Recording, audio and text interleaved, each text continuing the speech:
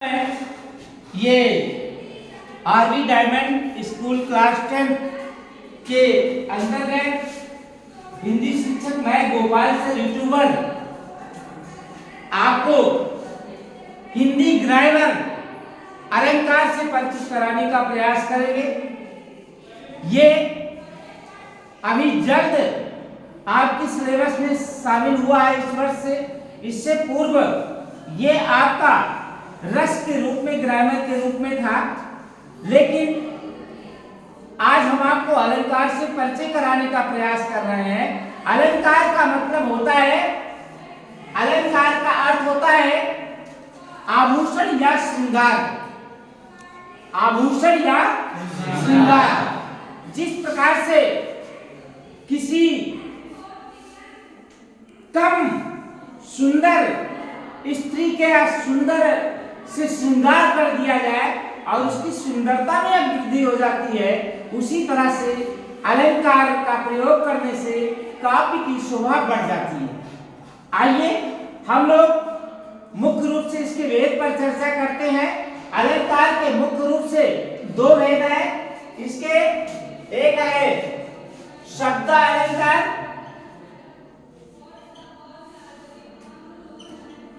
शब्द अलंकार, और दूसरा अर्थ अलंकार।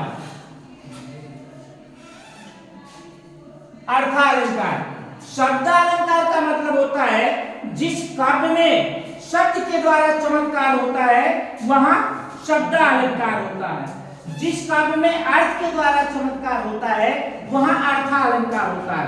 फॉर एग्जाम्पल के रूप में आप शब्द अलंकार का रूप देख सकते हैं कि तरिन तनुजा तट तमाल तरवर बहुछाए। इसमें तावड़ की आवृत्ति बार बार हो रही है। इस तरह से शब्द अलंकार का अच्छा उदाहरण है। अर्थ अलंकार का, अर्थ अलंकार का है अर्थ के द्वारा जहां चमत्कार होता है। फॉर एग्जाम्पल के रूप में आप देख सकते हैं काली घटा का घमंड घटा। घटा मतलब एक घटा का मतलब होता है घटना, एक घटा का मतलब होता है बादल। शब्द एक है, घटा घटा। बात समझे? इस तरह से आपके अर्थ अलंकार में तीन आपके मुख्य रूप से आते हैं, अनुप्रास, यमक और श्लेष। कौन कौन? अनुप्रास, यमक और श्लेष। तो अनुप्रास का अभी शब्द अलंकार के रूप में मैंने बताया था आपको। कौन सा? तरिन तनुजा तट तमाल तरवर बहुछाए, और बहुत सारे वर्ष मुदित महीपति मंदिर आए। वैसे सुन सिय सत्य आशीष हमारी, पूजे मन कामना तुम्हारी। और यमक, यमक का अभी ने आपने देखा काली घटा का घमंड घटा, नभ मंडल तारक वृंद खिले। इस तरह से ये पूरा होता है। और आपका दूसरी चीज आपका जो श्लेष होता है, श्लेष का मतलब होता है चिपका हुआ। श्लेष अलंकार का मतलब होता है चिपकना। फॉर एग्जाम्पल के रूप में ये सुवर्ण, सुवर्ण मतलब सुंदर वर्ण को, सुवर्ण को खोजत फिरे कवि व्यभिचारी चोर। सुवर्ण, सुवर्ण यहाँ आ रहा है। सुवर्ण, सुवर्ण का मतलब होता है सुंदर वर्ण। एक का अर्थ होता है सुंदर वर्ण, वर्ण मतलब वो क्या होता है? अक्षर। दूसरा होता है सुवर्ण, सुंदर वर्ण, सुवर्ण। व्यभिचारी, व्यभिचारी मतलब जो दुराचारी व्यक्ति होता है वो सुंदर बनन वाली खूबसूरत स्त्रियों को खोजता है। क्लियर?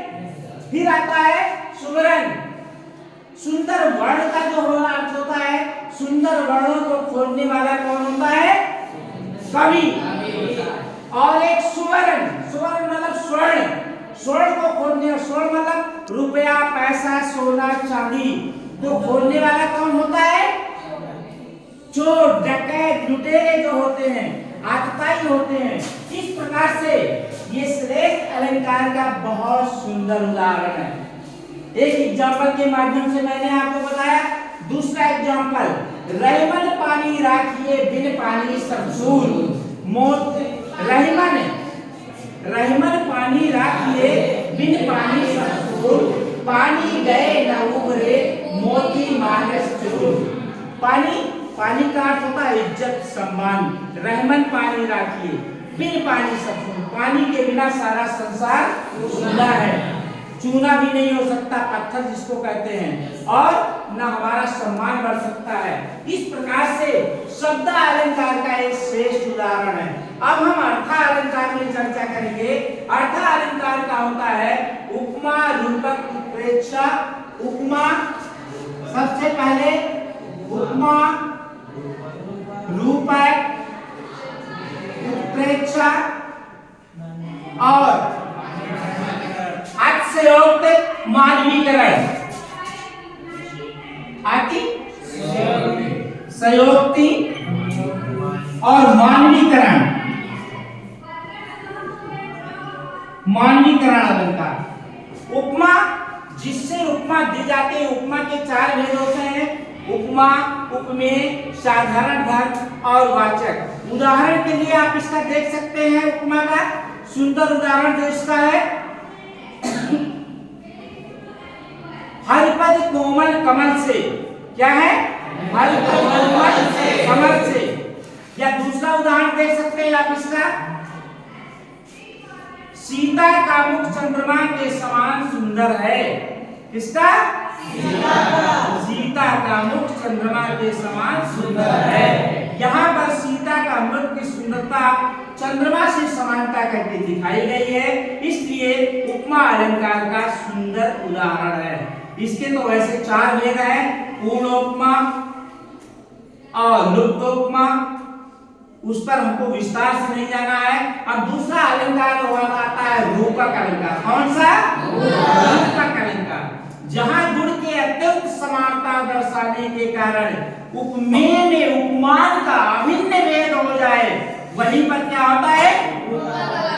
रूपक अलंकार होता है। फॉर एग्जाम्पल के रूप में आप देख सकते हैं, जलता है जीवन पतंग। जलता है जीवन पतंग, मतलब यह जीवन उपमेय है और पतंग क्या है? उपमान है। इस तरह से इसका सुंदर उदाहरण है। दूसरा आता है आपका तीसरा, उत्प्रेक्षा अलंकार। उत्प्रेक्षा अलंकार के कुछ एग्जाम्पल है, मैंने आपको इससे पूर्व भी बताया था, आज भी बता रहा हूं। जहां काव्य में जनो, जानो, मानो, इस तरह से वर्ण आते हैं, ऐसे इसके भेद क्या होते हैं? जन, मानो, जन, जानो, मनो आदि के वर्ण आने वाले क्या कहलाते हैं? उत्प्रेक्षा अलंकार होते हैं। Very good. जैसे आप 9th में पढ़े थे क्या? मेघ आए बड़े बन बन। उसकी एक लाइन है, पाहुन जो आए हो गांव में जो आया ना, इसमें जो शब्द आया पाहुन जो, उत्प्रेक्षा का सुंदर उदाहरण है। अगला है क्या है? जल के मिटा मोद मन भय मरीने विध निध दीन जैन जत छीने। इनमें भी तमाम वर्ड ऐसे आ रहे हैं कि जो इसको इंगित कर रहे हैं उत्प्रेक्षा की तरफ। जन, जन शब्द आया है, इसके नीचे वाली पंक्ति में विध निध दीन लेत जल चीन्हे, यहाँ जन शब्द आया है। इस प्रकार से हम आते हैं चौथे अलंकार पर, जो आपका बहुत बढ़िया है। क्या है? मानवीकरण। मानवीकरण में आपका क्या है कि आए महंत बसंत, जहां पर प्रकृति का मानवीकरण किया जाता है। काव्य में क्या किया जाता है? मानवीकरण किया जाता है। मानव के रूप में जहां काव्य को प्रस्तुत किया जाता है, वहां मानवीकरण अलंकार होता है। अब इसका जैसे मैंने आपको एग्जांपल के रूप में बताया था, वो आपका 9th वाला जो है ना, मेघ आए बड़े बन के समय पे, और स्वागत करने के लिए कौन आता है? पीपल का वृक्ष आता है ना। इस तरह से मानवीकरण सुंदर किया गया है। अंतिम अलंकार आपका आता है अतिशयोक्त। क्या आता है? अतिशयोक्त। अतिशयोक्त मतलब जिसमें इतना बढ़ा चढ़ा करके इस बात को की जाए कि जो विश्वास ही ना हो। फॉर एग्जाम्पल के रूप में वो हनुमान की पूंछ में लगन न पाई रात, सगरों लंका जल गई, अब गए निशाचर। कितना बड़ा असत्य इसमें जो है निरूपित किया गया है। दूसरा एग्जाम्पल कि हनुमान के पूंछ में आग नहीं लगने पाया, तब तक क्या हुआ? लंका जल गई और जितने राक्षस थे मर गए। इसी प्रसंग से मैं दूसरा उदाहरण ले रहा हूं। क्या? वेरी गुड, बहुत अच्छा। वो क्या है कि न ये अतिशयोक्त में आपका दूसरा है आगे नदियां पड़ी अपार। आगे नदियां पड़ी अपार। इसमें राणा ने सोचा इस पार, कितना असत्य बात इसमें की गई कि राणा नदी के तट पर खड़े हैं, पुल आ गया है, नदी की धारा बह रही है, सोच रहे हैं कि उस पार जाना, सोचते ही घोड़ा उस पार हो गया। इस तरह से सीता का कन्या अंगुली की मुंदरी हाथे कंगन होए। मां सीता लंका में अपहृत करके रावण ले गया, उनको अशोक वाटिका में रख दिया। वो इतनी दुबली पतली हो गई कि उनकी कानी अंगुली की जो मुद्रिका है वो हाथ का कंगन हो गया।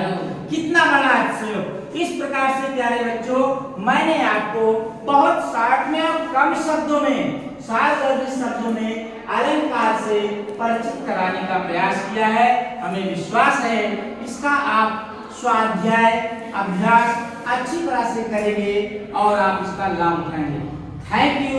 जय हिंद, जय भारत।